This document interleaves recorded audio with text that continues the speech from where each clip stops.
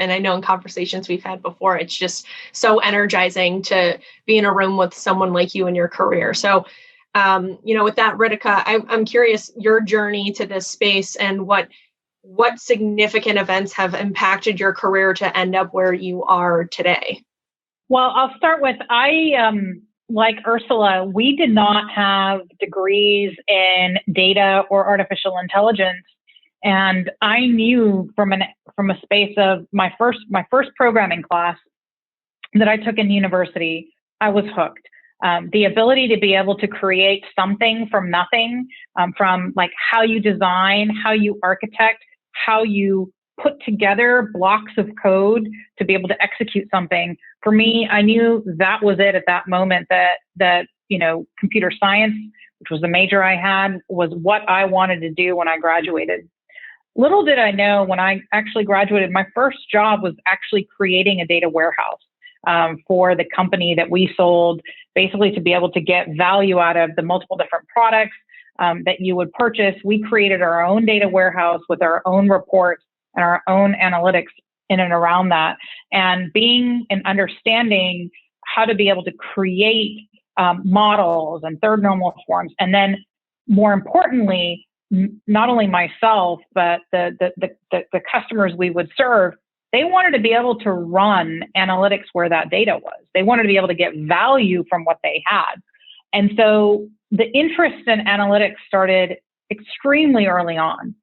And I had the privilege and opportunity to be able to create products that IBM created. So from the data warehouses that we had with what we had within our portfolio, as well as the acquisitions that we did, and moving into the governance space so that people knew like who needed to have access to what kind of data.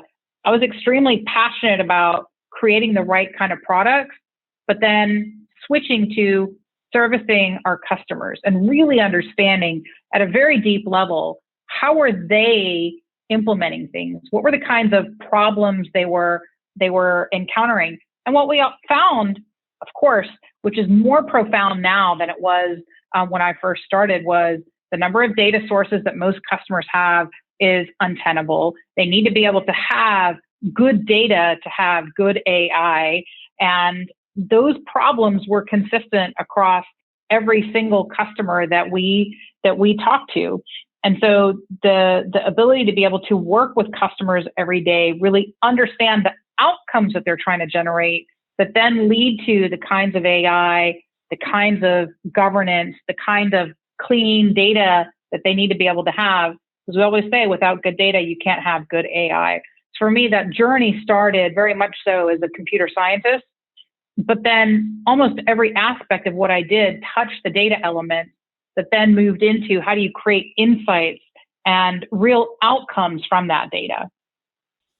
Yeah, I had a actually very similar experience as you. Taking my first programming class, I was like walking around mind blown that loops were a thing. Like I was like, this is so cool. I loved it. And May, I know you've had an extensive background working on the kind of digital space and customer journey. I'm curious to hear how you got to where you are as a CDO, and what that experience looked like for you as well. Yeah. I mean, and kind of to what Ritika says, I started my career just building more of online platforms, heavy e-commerce, and focusing on that. My background is engineering, actually industrial engineering, which I believe you are, Regan, right? And so 10 years in, after creating all these online platforms, it was curiosity that we really wanted to know how customers are, behaving on these platforms, because this is the only way we would know how to make it even better, how to monetize more with e-commerce kind of being the way we do stuff. And 10 years ago, this is when digital analytics just first started. So for me, I think the analytics came before the data, and I was really interested into the analytics of things, into the platforms. And that's when I kind of switched careers, focusing instead of building platform, really analyzing the data on those platforms, whether it's digital marketing, e-commerce data, just raw data, and all everything about the customer, the transaction, and everything around it.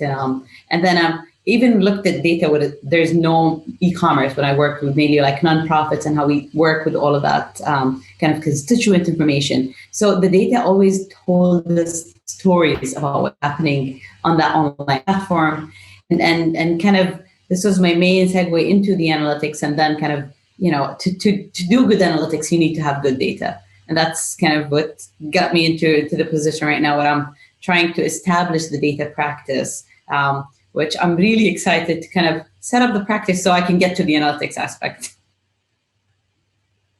Well, that's great, May. And I love hearing the stories of what inspired each one of you, and all of you and all the other women in our book are doing such great things individually and career-wise. I'm curious if we kind of flip it, sort of do a 180, and interested in your perspectives, each of you, on what are some of the tactics or strategies that you're employing today. And it's not just each of you, but whether it be your organizations or even in partnership with organizations like Women Analytics, on how we inspire the next generation of women leaders. Those, I'll say those early in their career, but I'd also love perspectives on what I'm going to call pre-career, right? The students in college and even high school. And we all want to be able to inspire them. So maybe we'll start with you, May, this time. And just curious for your thoughts on how do we collectively work to inspire the next generation? I think, for women, if you're talking about young women specifically, I think they need examples. They need to know about the faces of women doing great things with data, doing great things with analytics, because role models are one of the key things that inspire young women. Hearing those stories, making them visible, because many of us kind of, in my generation, we didn't grow up to see a lot of women leaders in data and tech. So it's kind of hard for us to see, without getting to such places, without seeing those examples.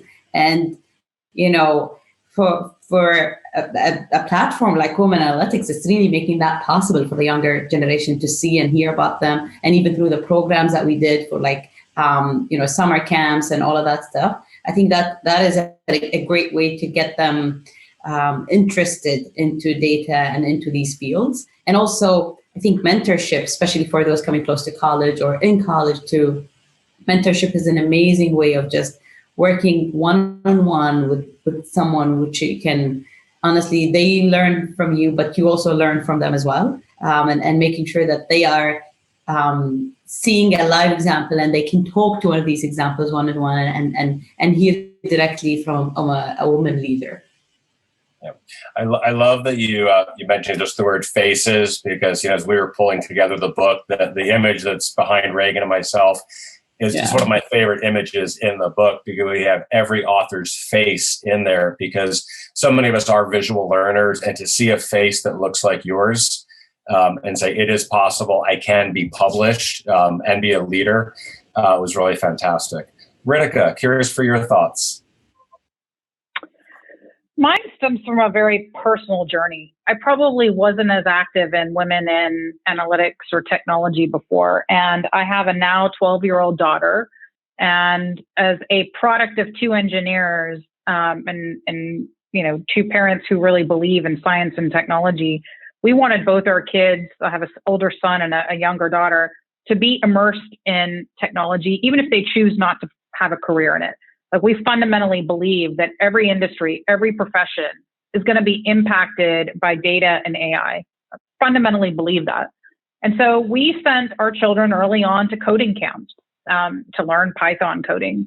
And my daughter came home one day and she said, "Don't like it." And I was like, "Why? You're mathematically inclined. You love science." Like, "No, I don't like it. I don't want to go." Come to find out, she was in a class with all boys.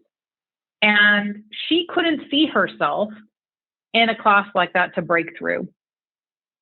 And, what it made me realize, very similar to what Maya said, is that you need to be able to see yourself. So I always said, okay, one, I want to become more active because I want more females to be able to see that they can have roles like my own. And I fundamentally believe every young and established leaders should look at their career in technology to pursue and really think about three things that they need to have. The first is confidence. Women don't necessarily see themselves as confidently as their male counterparts. If they see, we've all heard, if they see a job application, see they only have two, they'd say, I'm not qualified. Whereas the male applicant said, hey, look, I have two of them. Be confident in who you are, what you are, and your ability to be able to learn. It's really important. And so, seeing that other people have avenues to be able to do that, I think is really important.